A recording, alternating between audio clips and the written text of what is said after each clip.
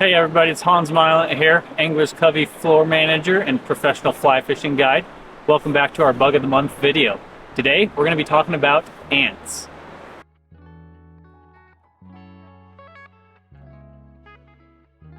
Alright, so when do we want to fish ants? Ants are going to be a key food source for the trout anywhere from August throughout fall. Prime time to be fishing them is during low hatch periods. So after you've fished your trico hatch, kind of midday when you're not seeing those active natural insects flying around anymore, it's a perfect time to be fishing those terrestrial type patterns like an ant. They also play a crucial food source for trout in alpine lakes.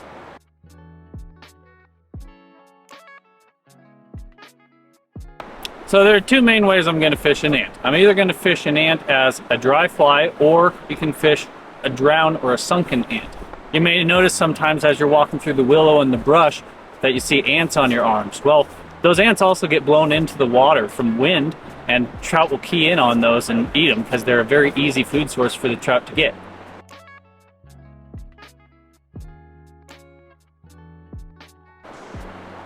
Alright, so we're going to talk a little bit how I like to fish these ant patterns. I've got a 9-foot 5-weight Orvis Recon here. And then I've got a Scientific Angler's Amplitude Infinity 5-weight fly line on there. I love that line. It's a half line weight heavy, so it really helps load these fast action rods at short distance if you need it. On the end of that line, I've got a 9-foot 4X Umpqua tapered leader, and I've added a small amount of 5X right to the end of that. And then first fly I've got on here is a parachute ant. We carry these in Angler's Covey. You can come pick a couple of these off. To the bend of the hook, I've added a small, this is 10 inches at max, section of 5X fluorocarbon tippet, and I put my little sunken ant behind that. I want to keep this portion pretty short because I'm often going to be fishing this really close to the banks or in pocket water, and keeping that short helps me be more precise and accurate with my casts without catching trees and brush.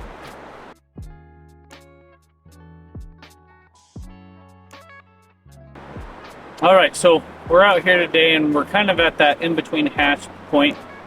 The bugs have already kind of hatched. We're waiting for the spinner fall. So this is kind of like your prime time to be fishing that ant. I'm going to focus on areas with a lot of overhanging brush and grass along the banks, and where there's some slower water in between boulders. That's a great place to put your ant. See if we can find a trout to opportunistically come eat one of these. Nice, looks like he ate that sunk ant.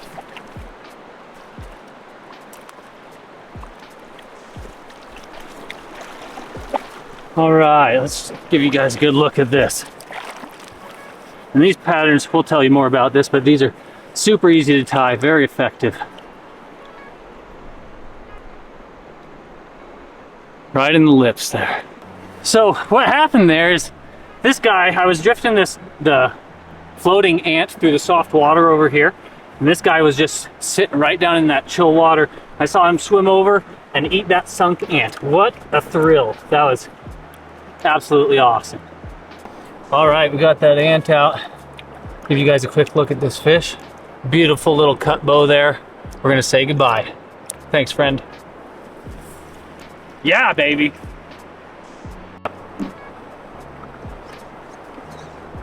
So I'm fishing this fly almost straight upstream from me right now.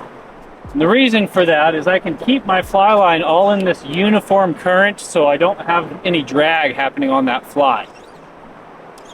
If you're not keeping all your line in the same current speed, you're gonna have to do mends, and when you're mending a dry fly, lots of time it can pull that dry fly. So I'm just landing that thing and fishing right away, drifting straight down this shoreline closest to me.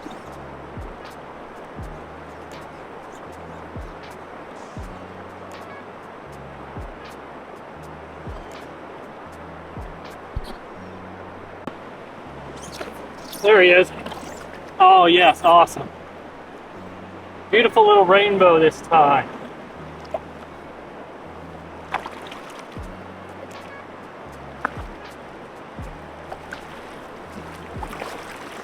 Let's give you guys a look here. This guy ate the dry fly. Oop. He's a lively little bugger. Oh, hold on one more sec here. Look at that. Parachute ant. Thank you, little friend. All right, one last look. Say, hey, thanks for the time, friend. It was a good time.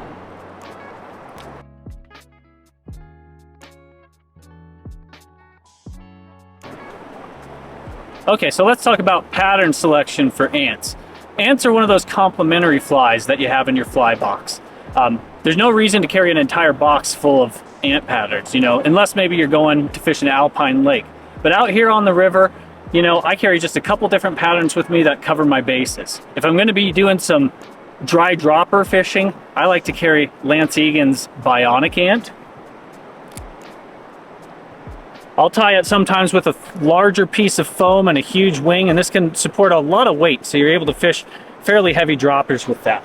As far as imitating the actual smaller flying ants, I'm going to use something, let me put this away here. I'm going to use something like this parachute ant. That's going to be one of my favorite imitative ant patterns there. Really easy to tie. And then for subsurface offerings, Hilbert's sunken ant. And if you guys pay attention to the next video, we may teach you how to tie one of these sunken ants. It's really easy. All right, there you have it, folks. That's how I like to fish ants. We caught fish today on both the parachute ant and the sunken ant. Definitely encourage you to add these to your fly box. They're a great fly to fish kind of in between those peak hatch periods.